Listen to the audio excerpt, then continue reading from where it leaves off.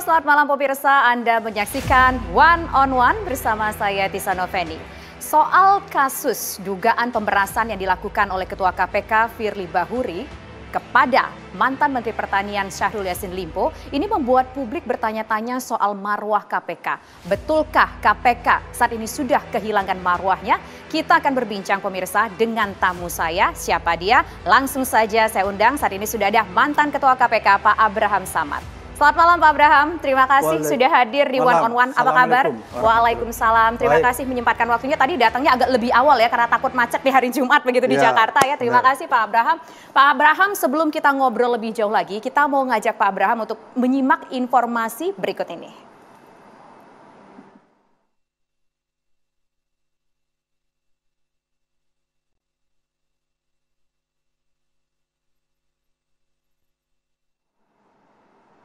Pak Abraham, tadi sudah lihat video singkat kita. Ini video ketika di sebuah lapangan bulu tangkis ada mantan ketua atau mantan menteri Syahrul Yassin Limpo bersama ataupun tengah menyaksikan Ketua KPK Firly Bahuri main tenis. Sebenarnya sah-sah aja Pak, kalau seorang itu kan masih calon tersangka ya kalau kita lihat ya karena sudah berapa bulan yang lalu videonya. Sah-sah aja nggak sih kalau Ketua KPK bertemu dengan dalam tanda kutip calon tersangka?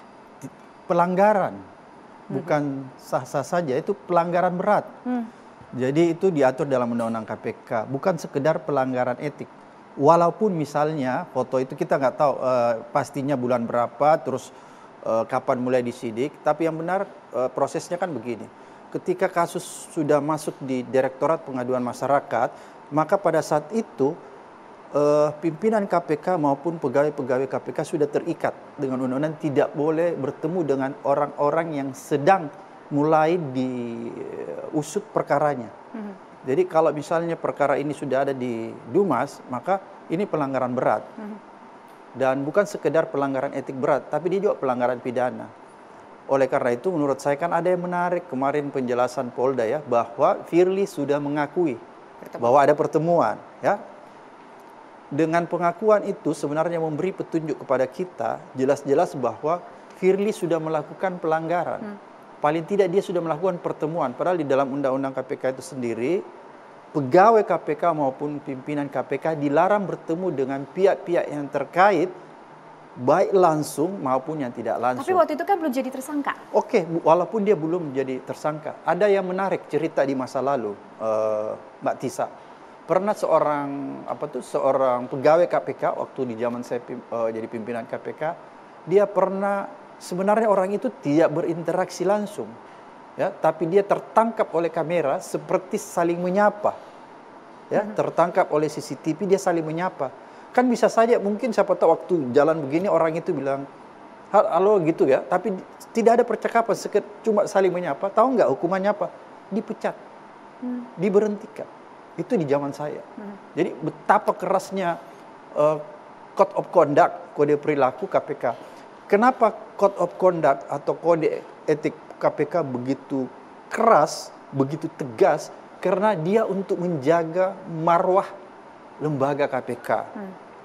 Bahkan saya pernah sudah melihat semua Code of Conduct, kode etik di setiap profesi. Saya berani katakan, Mbak Tisa, tidak ada Code of Conduct atau kode etik yang sekeras KPK sanksinya di negeri ini. Saya berani katakan begitu karena saya sudah pernah melihat. Bahkan saya pernah sekali waktu sudah keluar dari KPK tahun 2016 pernah diminta oleh Bank Indonesia untuk merumuskan Code of Conduct baru, kode etik baru. Sebelum saya merumuskan, saya mempresentasikan Code of Conduct KPK. Teman-teman DPR juga mempresentasikan Code of Conduct. Tahu nggak ketika saya mempresentasikan betapa kerasnya ya, tegasnya sanksi-sanksi yang dimuat di dalam Code of Conduct KPK itu sampai apa jawaban orang Bank Indonesia ketika itu dia bilang, Pak Abraham, kalau Code of Conduct atau kode etik yang ada di KPK ini diadopsi bulat-bulat menjadi Code of Conduct baru di Bank Indonesia, apa yang terjadi? Dia bilang, seluruh pegawai Bank Indonesia akan minta keluar. Saking kerasnya. Kenapa saya bilang saking kerasnya? Saya tidak pernah melihat kode etik yang ada di profesi apa yang mengatur secara rinci hal-hal yang sifatnya sangat rinci. Biasanya code of conduct itu dia mengatur hal yang sangat luas. Ini hal-hal yang sangat rinci, Mbak. Contohnya begini.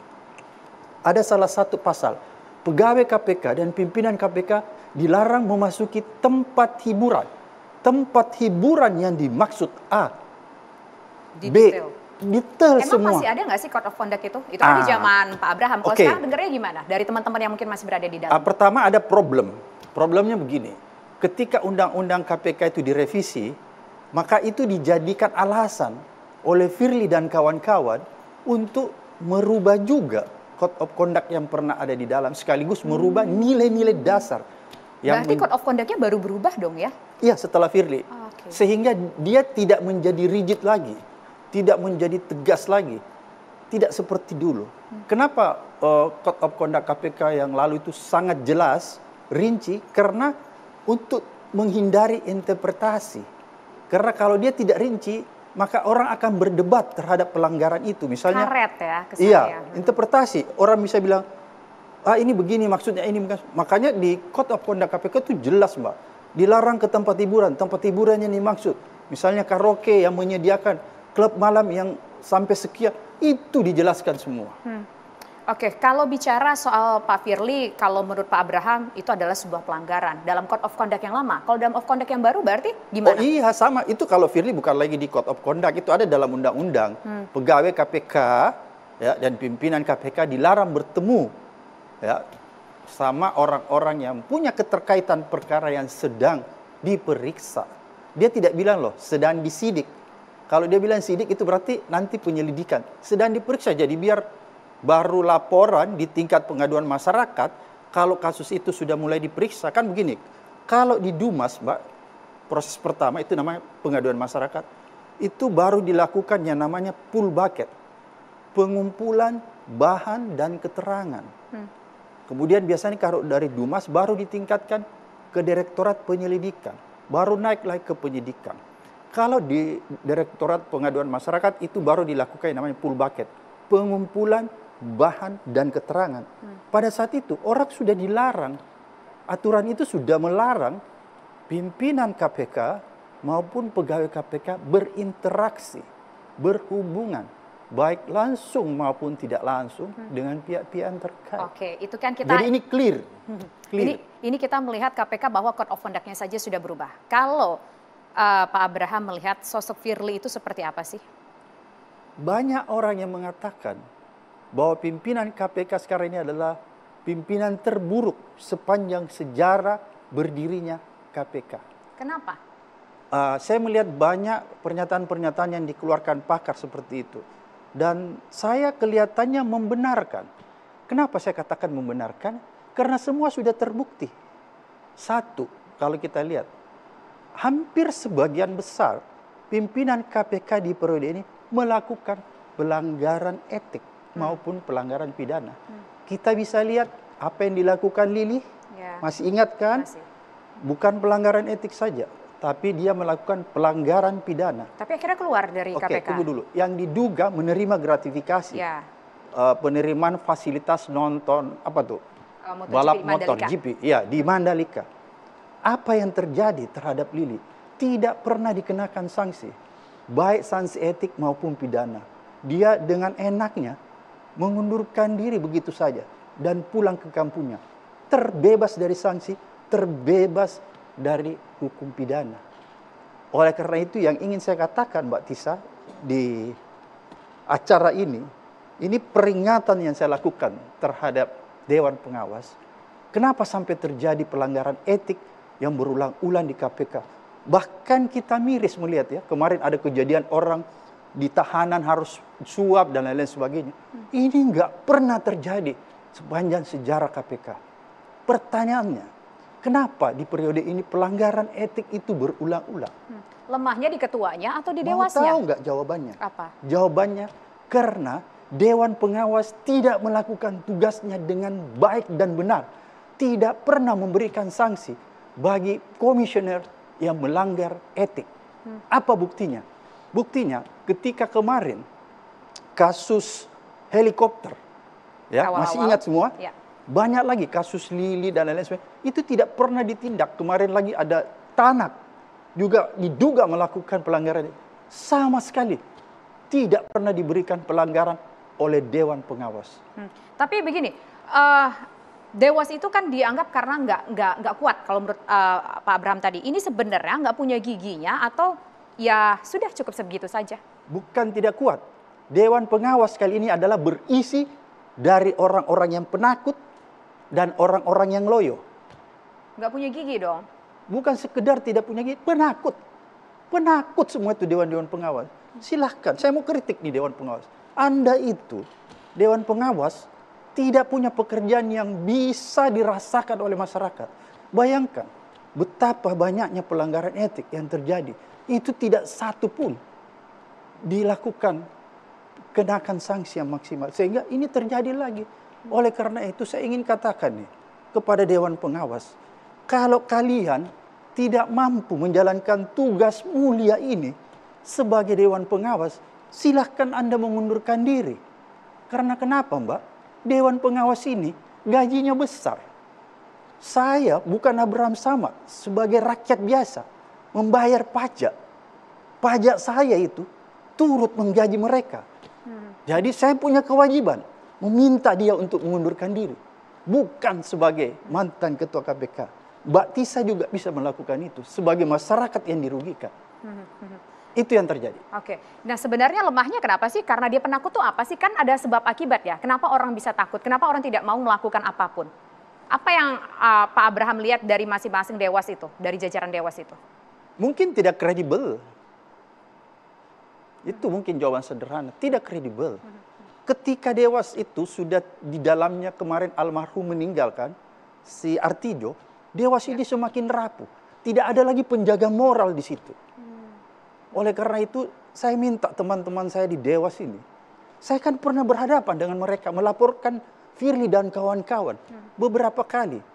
Capek saya rasanya membawa laporan tidak apa yang pernah. dilaporkan? Soal naik helikopter atau soal banyak, apa aja? saya udah lupa Apa aja yang udah dilapor-laporin? Sejak kapan sih ngelaporin Pak Tanya Abraham? aja itu Dewas. Saya pernah ketemu langsung ketuanya. Itu hari, bukan cuma saya, beberapa mantan pimpinan dan masyarakat sipil. ICW apa dan lain sebagainya sudah melaporkan. Apa jawaban Dewas pada saat Banyak itu? sekali organisasi-organisasi yang sudah melaporkan, tapi tidak pernah ditindak.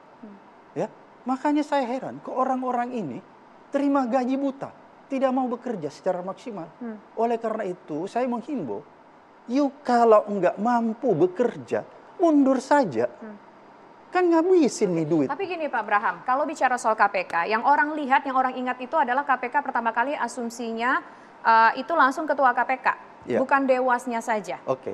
Ini gimana kalau kita cuma nyalahin atau dari tadi Pak Abraham ini lebih mengkritiki kepada Dewan Pengawasnya saja. Peran dari ketua KPK-nya Oh bagaimana? iya, kalau itu sudah clear, sudah pasti bahwa bukan saja ketua, komisioner KPK kali ini menurut saya yang tadi banyak orang bicarakan itu sangat terburuk dalam sejarah KPK. Kita lihat, tadi aku sudah kasih tahu Mbak Tisa, ada Lili, ya. Itu nggak dikenakan sanksi, makanya kenapa berulang karena nggak dikenakan sanksi, itu kritik saya terhadap Dewas. Tapi kalau Anda tanya pimpinan KPK, iya buruk. Ya, Firly itu berapa kali dilaporkan, bahkan sebelum masuk kepada tahap pencalonan, Firly itu sudah melakukan pelanggaran etik. Jadi deputi ya, itu sebenarnya sudah ada pelanggaran etiknya. Oleh karena itu ketika dia kemarin di Pansel, kan orang sudah masukkan keberatan. Tapi tetap diloloskan oleh Pansel KPK. Kemudian setelah masuk ke DPR, ya setelah dari Pansel masuk DPR, sudah dimasukkan keberatan-keberatan dari organisasi-organisasi masyarakat dan mantan pimpinan KPK bahwa orang ini nggak layak karena dia sudah melakukan pelanggaran etik. Dan itu terbukti yang pernah melakukan pemeriksaan terhadap Firly itu mantan penasihat KPK Pak Abdullah Hemahua. Dia menceritakan betapa luar biasanya pelanggaran etik yang dilakukan orang ini. Tapi toh itu tadi, dia bisa melanggeng, terpilih jadi ketua KPK. Jadi kalau kita mau setback ke belakang, siapa yang salah? Pansel dan DPR-nya yang memilih Firly dan kawan-kawan. Itu konkret. Kalau begitu berarti yang salah Pansel sama DPR-nya. Ya kenapa milih orang yang bermasalah? Dia kan tahu, udah dikasih masuk semua dokumen-dokumen, bahwa ini orang bermasalah, toh tetap dipilih. Mbak Tisa, beda kalau misalnya tidak ada bukti, orang cuma sekedar melaporkan, itu bisa dikatakan wah ini mungkin black campaign. Tapi ini ada bukti. Tapi tidak dihiraukan, tidak ditanggapi oleh Pansel maupun DPR. Oke, kenapa tidak ditanggapi, tidak dihiraukan oleh Pansel? Apakah melihat dari awal ini prosesnya ya hanya normatif saja, hanya formalitas saja, atau gimana? Komodor Pak Abraham Samad kan berkaca, Pak Abraham ini kalau nggak salah 2 kali ya daftar untuk jadi komisioner KPK, yang kepilih baru yang ketiga kali daftarnya. Arti kan prosesnya sulit sekali. Kenapa ini tampaknya bisa langgeng, bisa maju seperti itu? Kalau mungkin dulu, Pak Abraham tadi emang karena Panselnya, karena proses fit and proper testnya. Kok bisa gitu? Ya aneh aja menurut saya. Beda kalau misalnya tidak ada data ya yang diajukan sebagai keberatan, maka itu bisa dikatakan black campaign. Tapi ini kan ada data. Ada data yang disampaikan kepada Pansel dan DPR pada saat itu tentang pelanggaran Firly. Tapi toh tetap terpilih, bahkan memperoleh suara terbanyak dan terpilih sebagai ketua KPK. Kan aneh. Republik ini sudah aneh. Kok memilih orang yang bermasalah? Ini kan kita malu semua, Mbak Tisa. Kelihatannya, sepertinya tidak ada lagi orang yang bersih. Sehingga orang-orang yang nggak bersih ini dipilih. Padahal kan masih banyak orang-orang yang bersih. Indonesia... Kalau dari semua komisioner KPK itu ada nggak yang bersih? Maksud yang saya sekarang begini, dilihat sekarang? Maksud saya begini, kita ini tidak minus orang-orang bersih, Tisa. Banyak orang-orang baik di luar, tapi belum diberikan kesempatan. Kalau masih banyak orang baik di luar, kenapa orang-orang bermasalah ini harus dipilih? Kenapa orang bermasalah ini dipilih? Apa menurut Pak Abraham yang bikin dia akhirnya bisa terpilih ya? Kalau saya, aduh gimana, agak susah menjawabnya. Karena apa? Ini banyak spekulasi. Salah satunya mengatakan bahwa dugaan-dugaan orang ini sengaja dipilih karena banyak masalahnya supaya ya itu tadi dia tidak terlalu heroik dalam melakukan pemberantasan korupsi. Nah, sebenarnya mungkin kira-kira seperti itulah. Kenapa KPK harus ada? Kan Komisi Pemberantasan Korupsi. Iya. Apakah jatuhnya sekarang melihatnya hanya sebagai sebuah formalitas, sebuah lembaga saja? Apalagi sekarang kan bertanggung jawabnya langsung pada Presiden. Dan semua yang berada di sana adalah ASN jatuhnya sekarang. Oke, jadi memang setelah revisi undang-undang baru KPK ini, Mbak, struktur kelembagaan KPK itu berubah. Yang tadinya KPK itu adalah lembaga independen, bebas dari pengaruh eksekutif, legislatif, maupun yudikatif. Tapi ketika undang-undang lama direvisi dan lahir undang-undang baru, maka struktur kelembagaan KPK berubah. Menjadi dijelaskan di dalam undang-undang itu, KPK adalah lembaga negara yang berada di bawah rumpun eksekutif. Jadi dia tidak lagi lembaga independen yang terbebas dari kekuasaan eksekutif, legislatif maupun yudikatif di masa lalu. Dan menurut saya, Mbak Tisa, undang-undang baru ini yang meletakkan KPK di bawah rumpun eksekutif ini adalah pelanggaran terhadap konvensi yang kita sudah tanda tangani, UNCIC, United Nations Anti-Corruption. Kan gitu. Jadi karena di dalam UNCIC di situ dijelaskan bahwa setiap lembaga pemberantasan korupsi yang ada di dunia itu sifat kelembagaannya haruslah independen, terbebas dari kekuasaan eksekutif, legislatif maupun yudikatif. Dan kita sudah menandatangani itu, kita sudah meratifikasi. Beda kalau misalnya UNCIC-nya kita nggak ratifikasi, kita tidak tanda tangani, berarti kita tidak terikat. Tapi karena kita sudah tanda tangani dan diratifikasi, berarti kita terikat dong dengan aturan-aturan ini. Sebenarnya kita memang sudah menyalahi aturan ini. Lembaga-lembaga anti korupsi yang ada di luar sana, itu sifatnya independen. Ini kok di bawah rumpun eksekutif. Karena dia di bawah rumpun eksekutif, maka pegawainya diharuskan dikonversi menjadi ASN, aparatur sipil negara. Makanya kejadian kemarin setelah revisi ini kan dilakukan apa itu? Tes wawasan kebangsaan. Dan justru tes wawasan kebangsaan ini dijadikan alasan, ya Mbak Tisa, dijadikan alasan untuk melempar, menyingkirkan orang-orang yang berintegritas. Saya kan tahu itu 57 orang, bekas staf saya dulu rata-rata. Itu integritas semua ya? Iya, menurut saya bisa lebih berintegritas daripada Firly. Kan begitu. Tapi kenapa mereka yang harus dikeluarkan? Kan aneh menurut saya. Nah, kita juga melihat bahwa kemarin Firly ada 2 kejadian beberapa hari yang lalu. Firly Bahuri diminta keterangannya, tapi setelah keluar tidak memberikan statement apapun, walaupun kita akhirnya mendapatkan rilisnya begitu, walaupun tidak secara langsung. Dan yang terakhir banget kemarin dilakukan penggeledahan terhadap 3 rumahnya oleh pihak berwajib. Apakah memang harus pihak berwajib yang turun tangan dan Dewasnya kita lihat ya diem-diem aja gitu. Apakah ini menunjukkan bahwa memang KPK ini akan bagaimana sih nantinya? Karena memang pelanggaran pidana yang diduga dilakukan Firly itu adalah pelanggaran pemerasan, ya, tindak pidana pemerasan. Oleh karena itu memang harus ditangani oleh pihak aparat penegak hukum, dalam hal ini polisi. Jadi itu memang kewenangan polisi. Dia punya kewenangan untuk melakukan penyelidikan itu, pengusutan. Makanya polisi yang menangani. Dan kalau seseorang itu sudah ditingkatkan kasusnya ke tahap penyidikan, memang biasanya disertai dengan penggeledahan seperti kemarin. Kan Firly sudah diperiksa dan ada pernyataan dari pihak kepolisian bahwa statusnya sudah ditingkatkan ke tahap penyidikan.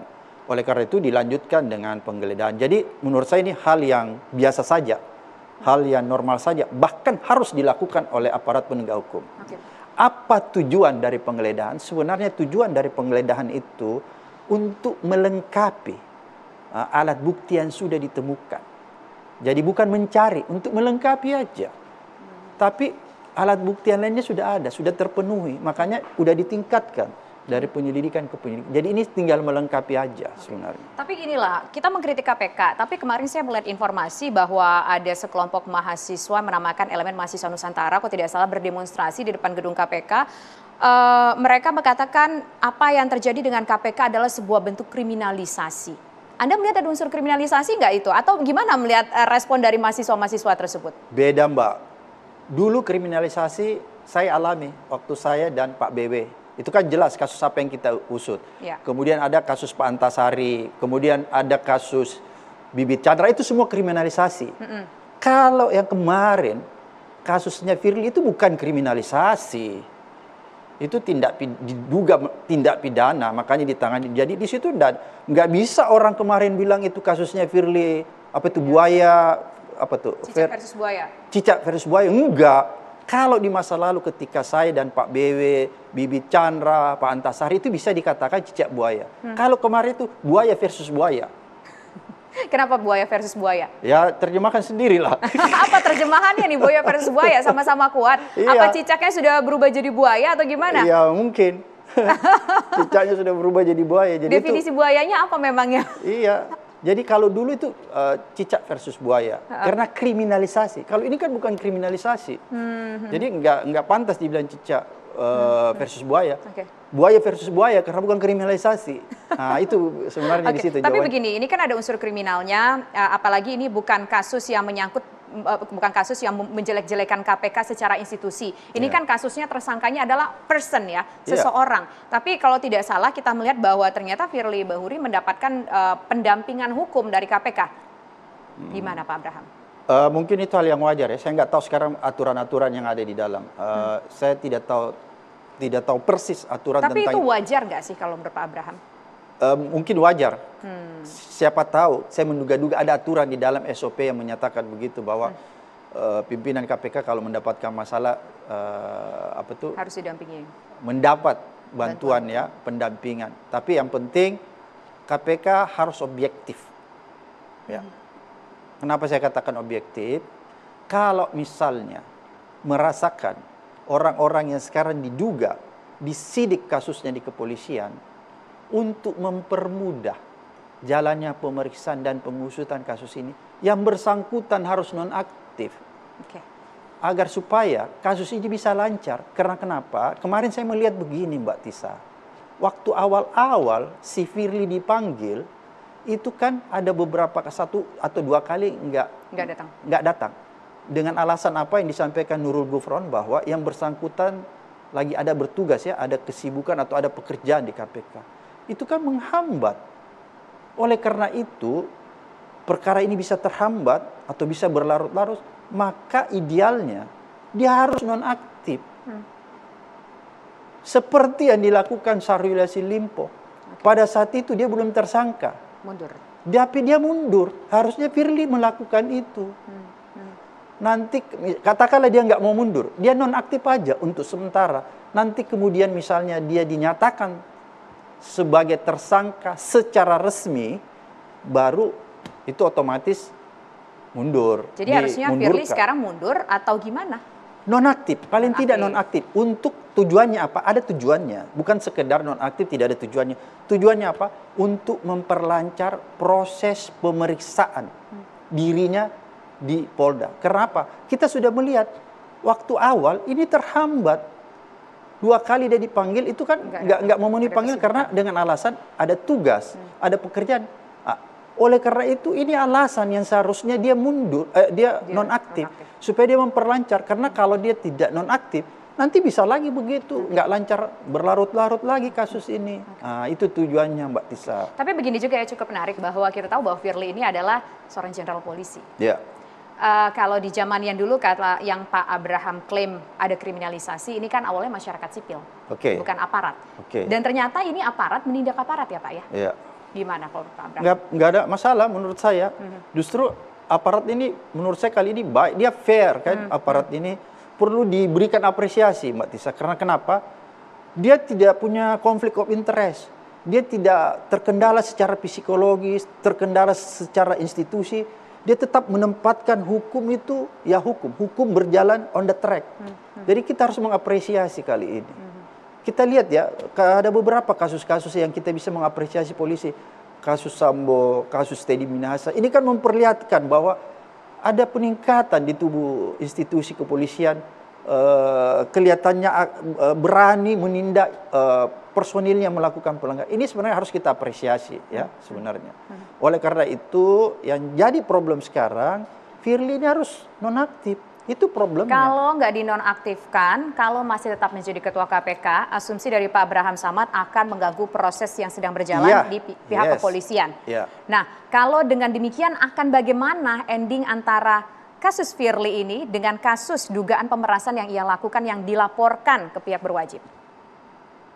Saya melihat begini, seperti keterangan yang sudah disampaikan pihak kepolisian, saya menduga-duga tidak lama lagi setelah penggeledahan itu tidak akan lama lagi, saya menduga-duga berdasarkan pengalaman saya di KPK yang biasa mengusut kasus tindak pidana korupsi, biasanya kalau sudah dilakukan penggeledahan tidak lama lagi orang ini diumumkan secara resmi jadi tersangka. Mungkin begitu, saya menduga-duga ya, tapi nggak tahu apa yang terjadi di kepolisian. Saya menduga-duga. Biasanya kalau kita melihat pengalaman contoh di KPK kan kemarin begitu SCL. Begitu habis penggeledahan kan diumumkan secara resmi sebagai TSK. Tapi kalau bicara soal SCL waktu itu kan tempo hari juga cukup mendapatkan perhatian dari masyarakat ya. Dia tidak hadir karena orang tuanya sakit pada saat itu. Tapi ternyata tiba-tiba dilakukan penjemputan paksa dan lalu dibawa ke KPK dan ditetapkan menjadi tersangka pada saat itu. Ingat mungkin ya Pak beberapa minggu yang lalu. Ini agak aneh nggak sih waktu itu kalau Pak Abraham melihat dengan kasus SCL ini? Saya nggak tahu apa yang terjadi di institusi KPK pada saat itu. Saya nggak tahu apa pertimbangannya sampai harus menjemput. Tapi mungkin saja misalnya begini. Dan memang itu surat ditandatangani oleh Firly waktu itu Pak. Ada beberapa surat dan salah satu surat ditandatangani oleh Firly. Oke, jadi surat penangkapan yang Anda maksud bahwa ditandatangani Firly. Yang tanda tangan itu 2. Firly sama penyelidiknya. Saya lihat ya, memerintahkan penyidik untuk melakukan penangkapan. Jadi kalau Anda tanya kepada saya, apakah surat ini sah atau tidak, kira-kira begitu pertanyaan Tisa kepada saya, maka saya jawab surat itu maladministration, cacat administrasi, tapi tidak cacat hukum. Oke? Kalau dia cacat hukum, maka penangkapan itu menjadi tidak sah. Tapi karena dia cuma cacat administrasi, maka penangkapannya tetap sah. Bagaimana caranya supaya surat itu menjadi tidak cacat administrasi? Suratnya diganti. Gitu. Jadi beda, Pak. Saya mau luruskan ini orang. Maksudnya supaya orang ngerti. Beda antara cacat administrasi dengan cacat hukum. Kenapa saya katakan dia cuma cacat administrasi? Karena di surat itu ada 2 yang tanda tangan. Pertama Firly dan 1 penyelidik-penyidik. Ketika Firly menandatangani ini, sebenarnya itulah cacat administrasi. Kenapa cacat administrasi? Karena di dalam undang-undang KPK yang baru, komisioner KPK itu bukan lagi penyelidik, penyidik, dan penuntut. Kalau undang-undang lama, pimpinan KPK itu secara ex officio, secara otomatis, dia itu menjadi penyelidik, penyidik, dan penuntut. Oleh karena itu dia berhak menandatangani surat-surat yang kita katakan surat yang berkaitan dengan penegakan hukum, pro justisia. Misalnya surat penangkapan dan lain sebagainya. Tapi ini karena dia sudah bukan, seharusnya dia tidak tanda tangani. Tapi kenapa dia tetap sah? Karena selain Firly yang tanda tangan, ada penyelidik. Jadi berarti tetap sah. Tapi dia cacat administrasi. Bagaimana supaya dia menjadi tidak cacat? Ya diganti aja suratnya, Firly nggak usah tanda tangan, tetap ini aja. Jadi dia nggak cacat hukum. Aku harus luruskan nih supaya orang tahu posisi hukum kan. Ya. Pak, tapi gini, ada beberapa orang di luar sana, para pengamat, para pakar menilai bahwa KPK ini bukan kata saya ya, saya juga mengutip dari statement-statement orang. KPK ini digunakan untuk menjadi sebuah alat politik. Apa Pak Abraham Samad juga melihat ada indikasi itu sebagai orang yang dulu pernah berada di dalam KPK? Apakah kira-kira memang betul yang dikatakan orang di luar sana, KPK digunakan menjadi alat politik? Mungkin spekulasi itu atau sinyalemen itu ada betulnya, mungkin ya. Tapi lagi-lagi kita harus memverifikasinya. Tapi perasaan saya, kalau saya menggunakan perasaan, saya menggunakan common sense saya, maka sepertinya benar. Data deh, nggak usah common sense gitu. Maksudnya nggak usah pakai perasaan gitu. gitu. Makanya kalau data saya susah. Maka saya bilang kalau pakai data, maka akan susah dijawab. Perlu verifikasi, tadi aku bilang. Kalau saya disuruh jawab berdasarkan data, maka saya harus memerlukan verifikasi. Dan itu tidak bisa saya lakukan. Tapi kalau you tanya, bagaimana kira-kira? Kalau common sense saya, sepertinya, tapi belum 100% ya, belum 100%. Oke, apa yang bikin kayaknya sepertinya iya nih jadi alat politik? Apa indikasinya, apa kasusnya yang melihatnya?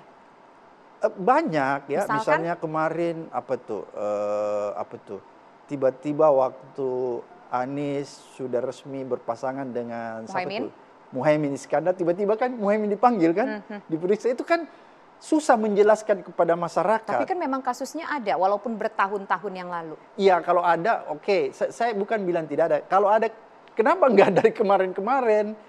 Nanti tiba-tiba deklarasi terus diperiksa gitu loh, kalau memang ada. Kan gitu. Harusnya, bukan berarti saya bilang nggak ada loh. Tapi jangan salahkan masyarakat, kalau masyarakat bahwa KPK ini terseret-seret. Karena itu tadi contoh, kok habis deklarasi, kok langsung dipanggil? Kenapa kalau memang ada, kenapa nggak sebelumnya dipanggil aja? Tapi itu kan kalau nggak salah berapa belas tahun yang lalu, kan komisionernya belum mereka-mereka, belum komisioner yang sekarang. Enggak, tapi kan ketika serah terima ada kan take over perkara, harusnya kan dia sudah... Tapi alasannya kasus yang masuk ke KPK banyak banget gitu. Ya, masuk akal nggak kalau misalkan seperti itu? Kan begini, perkara yang masuk di Dumas itu kan ada urutan-urutannya, Mbak. Ya. Jadi kan bisa dilihat kapan dia masuk, kapan dia diperiksa, kan sebenarnya begitu. Jadi kalau menurut saya sih sebenarnya kalau masyarakat menduga-duga begitu, ya karena cara KPK-nya sendiri yang membuat dia disinyalir begitu. Makanya kalau KPK itu mau firm, tidak ada sahwa sangka, tidak ada dugaan buruk kepada institusi itu, dia harus bekerja secara on the track itu aja deh. Kalau dia on the track, maka percayalah masyarakat tidak akan sahwa sangka. Apa sih on the track itu definisinya? On the track itu dia harus bekerja berdasarkan hukum semata, bukan berdasarkan anasir-anasir di luar hukum. Anasir-anasir di luar hukum misalnya anasir politik dan lain sebagainya. Itu yang dimaksud on the track. Jadi mau dibilang sekarang ada anasir-anasir hukum? Anasir-anasir non-hukum. Sepertinya begitu. Lagi-lagi saya katakan sepertinya begitu, Mbak Tisa. Jadi, apa ya, kayak semacam tebang pilih kayaknya. Oke. Ya, bukan tidak ada tebang pilih gitu ya. Gitu. Itu yang saya maksud. Jadi, loh kok begini kan gitu. Jadi, aneh aja. Terus, kenapa masyarakat punya dugaan yang begitu kuat bahwa KPK terseret? Karena melihat juga sosok pimpinan KPK-nya, para komisionernya yang dianggap punya catatan-catatan.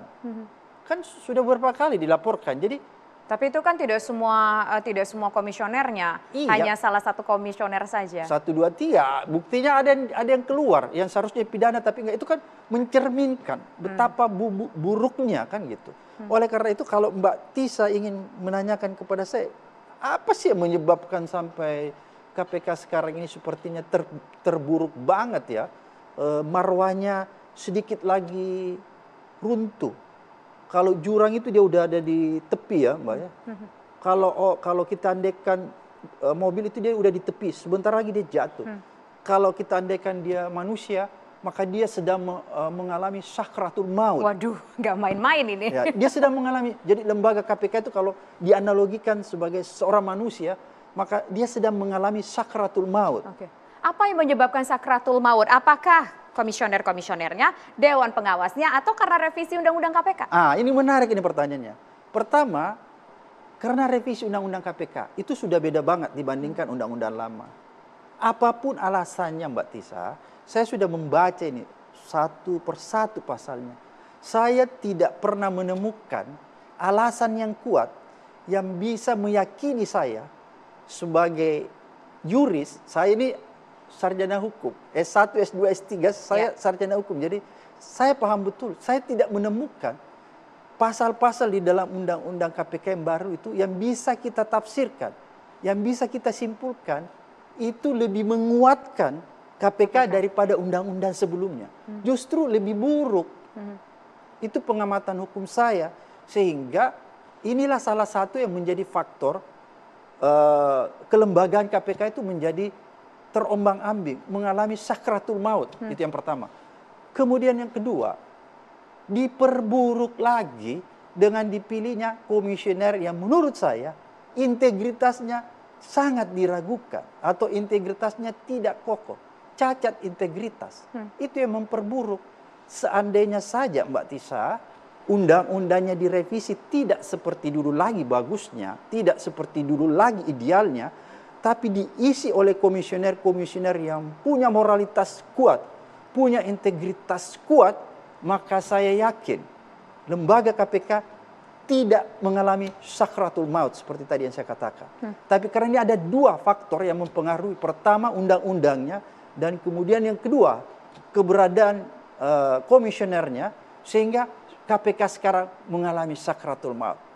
Oleh karena itu, kewajiban saya, kewajiban Mbak Tisa sebagai masyarakat Indonesia yang masih punya mimpi besar terhadap pemberantasan korupsi, kita harus menyelamatkan lembaga KPK ini agar dia tidak mengalami kematian. Gimana caranya biar nggak mati udah sakratul maut?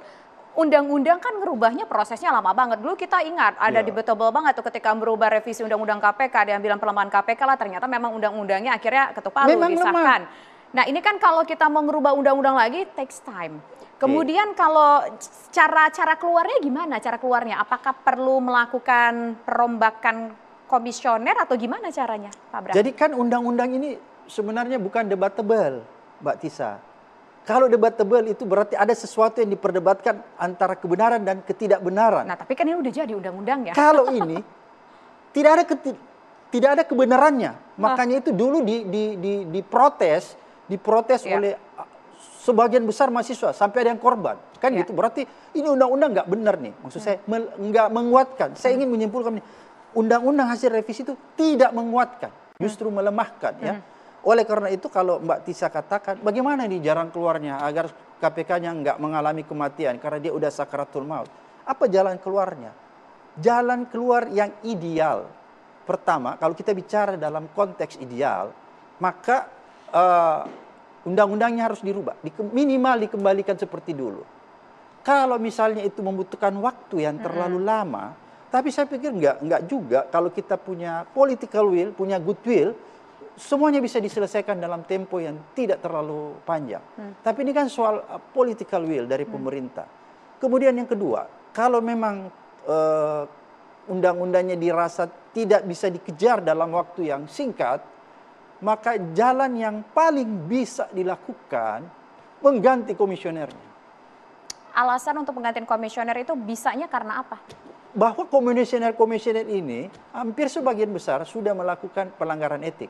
Tapi itu nanti bisa dilakukan setelah Dewan Pengawas melakukan pemeriksaan dan menetapkan, memutuskan bahwa memang komisioner ini tidak layak lagi.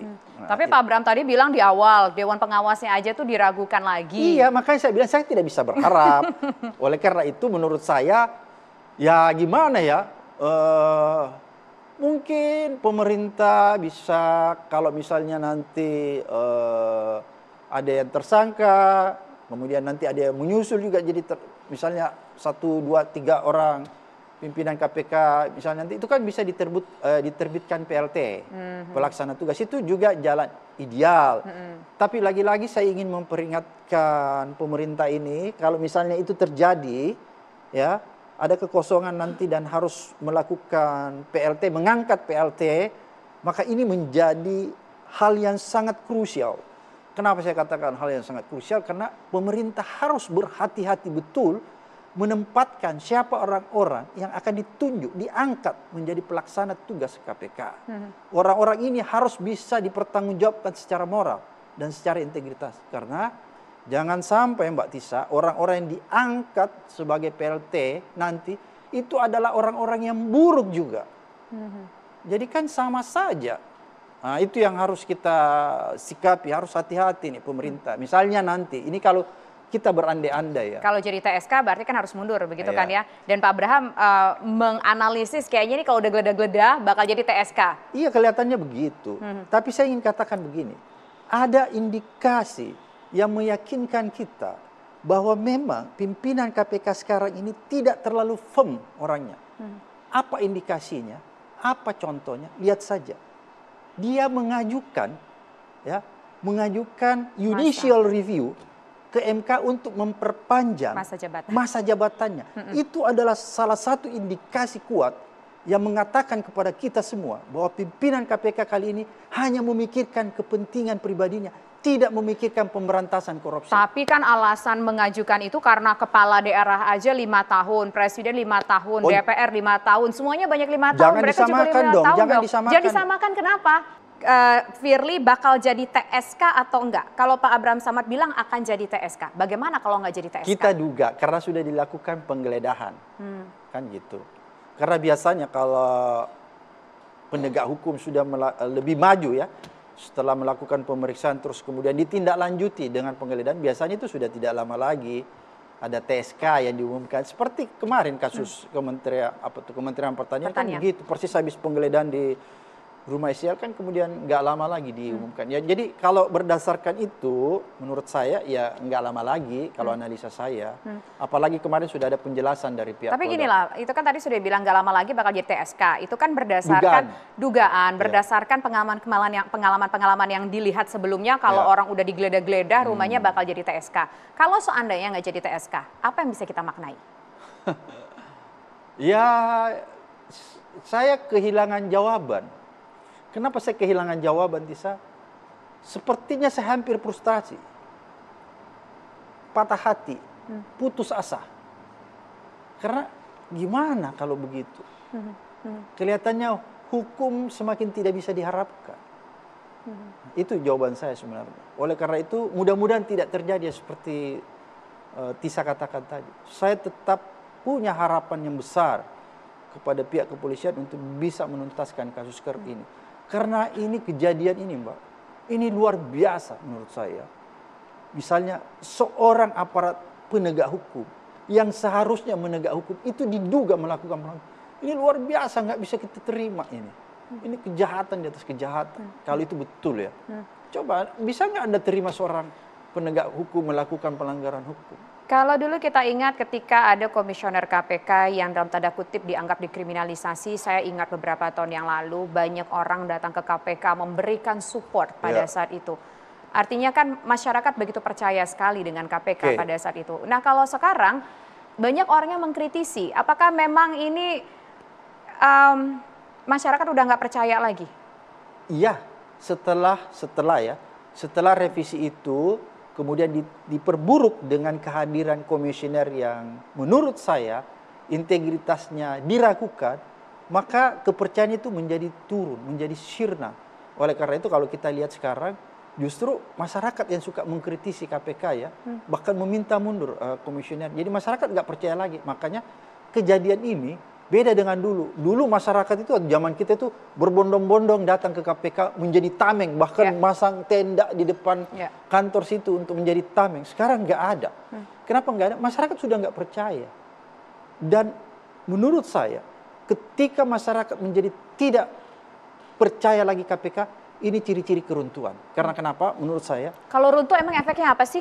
modal utama KPK sebenarnya Tisa itu adalah kepercayaan yang besar dari masyarakat. Itu modal utama. Jadi Kalau runtuh, ujungnya mau gimana ini KPK? Akan jadi apa? ya kalau runtuh, mati, sudah tidak ada lagi yang bisa kita harapkan. Oleh kalau itu terjadi menurut saya, maka mungkin kita harus kembali ke belakang lagi, Tisa. Memulai dari awal, mulai merumuskan undang-undang KPK dan kelembagaan KPK yang ideal. Kita mulai dari situ lagi. Seperti pertama kali kita merumuskan undang-undang KPK, kemudian membentuk KPK yang ideal pada saat itu. Jadi kita kembali lagi ke belakang. Itu mau apa enggak kembali ke belakang itu? Karena kan yang membuat kembali ke belakang bukan KPK-nya. Iya. Tapi perumus undang-undangnya. Kalau saya ditanya, demi menyelamatkan pemberantasan korupsi dan demi menyelamatkan marwah KPK, maka saya setuju. Kita akan memulainya lagi dari awal. Apa yang kita lakukan dari awal? Kita mulai merumuskan undang-undang ideal dan merumuskan kelembagaan KPK minimal seperti di masa lalu. Agar supaya apa? Kita bisa lagi melihat, kita masih punya mimpi bahwa oh ternyata kita masih bisa bertemu KPK yang dulu. Oke. Ini satu lagi, saya baru ingat tadi. Bahwa ada keinginan meningkatkan masa jabatan dari pihak-pihak pemimpin KPK termasuk Dewas di sana. Alasannya ya nggak fair dong, Presiden 5 tahun, DPR 5 tahun, Gubernur 5 tahun. Pertama saya ingin jawab begini ya, ini yang membuat aneh menurut saya. Pimpinan KPK harusnya itu konsentrasi melakukan pemberantasan korupsi. Semua waktu tenaganya diarahkan ke situ, pekerjaan untuk memberantas. Tapi ini kok masih punya kesempatan, masih membuang waktunya untuk melakukan pemberantasan korupsi, membuang waktunya membuat gugatan, itu kan waktu terbuang membuat gugatan, datang ke MK, itu membuang waktu kan, menghadiri sidang, mengikuti sidang, menunggu penetapan. Apakah itu bukan buang waktu? Seandainya waktu itu digunakan untuk pemberantasan korupsi, maka saya yakin begitu banyak kasus-kasus korupsi yang bisa diselesaikan. Oke, terakhir Pak Abraham Samad. Oleh karena itu menurut saya, pimpinan KPK itu hanya memikirkan kepentingan pribadinya, bukan kepentingan pemberantasan korupsi. Kalau kita melihat kejadian permintaan perpanjangan, itu pertama. Kemudian kalau Mbak Tisa katakan, dia menganggap atau dalilnya bahwa harus diperpanjang karena kok jabatan-jabatan lain 5 tahun. Loh, KPK ini harus beda.